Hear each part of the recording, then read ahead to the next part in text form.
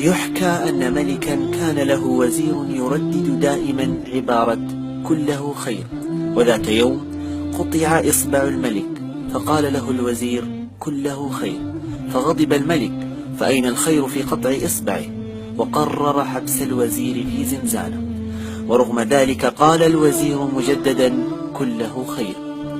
وكان من عادة الملك أن يذهب في جولة كل جمعة ليرفه عن نفسه، وذهب في إحدى الجولات إلى أحد الأماكن، وكان يسكن المنطقة مجموعة يعبدون الأصنام، فأمسكوا به وقرروا تقديمه قربانا لصنمهم. وحين هموا بذبحه وجدوا إصبعه مقطوعا، فأجمعوا أنه لا يليق بصنمهم أن يقدموا له قربانا ليس كاملا، ثم أطلقوا سراحه. وفور رجوع الملك توجه لوزيره الذي سجنه وأخرجه من الزنزانة، وحكى له القصة، ثم سأله إن كان الخير لي في نجاتي منهم بسبب إصبعي، فأين الخير الذي وجدته أنت في السجن؟ فقال له الوزير وجدت الخير بأني لم أذهب معك اليوم، وإلا كنت أنا القربان المقدم للصنم اليوم.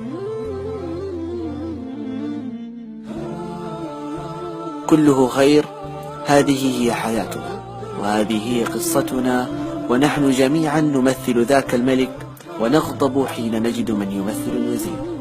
لكن لو اطلعنا على الغيب لسجدنا لله أكثر من 1000 مرة على القدر الذي ظنناه شرا، وهو في الحقيقة كله خير. كله خير من عند الله، كل ما يصيبنا من ضر أو نفع خير لنا، فأي نعمة أكثر من هذه نرتجي؟